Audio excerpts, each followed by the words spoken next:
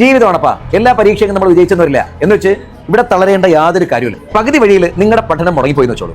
ഇനി അതല്ല, നിങ്ങൾക്ക് കുറച്ച് പേപ്പർ കിട്ടാനുണ്ടെന്ന് വെച്ചോളൂ. UGC അപ്രൂവ്ഡ് ആയിട്ടുള്ള ഒരു യൂണിവേഴ്സിറ്റിയിൽ നിന്ന് മറ്റൊരു UGC അപ്രൂവ്ഡ് യൂണിവേഴ്സിറ്റിയിലേക്ക് നിങ്ങളുടെ ഈ പറഞ്ഞ പഠനത്തിനെ സമർത്ഥമായിട്ട് മാറ്റാനും വിജയകരമായി ഏറ്റവും മികച്ച വിദ്യാഭ്യാസത്തിലൂടെ പൂർത്തീകരിക്കാനും ഒപ്പം യഥാർത്ഥ സർട്ടിഫിക്കറ്റ് നിങ്ങളുടെ കയ്യിലേക്ക് കിട്ടാനുമാകും എന്നതാണ് ഈ സ്ഥാപനത്തിന്റെ ഏറ്റവും വലിയ മുഖം.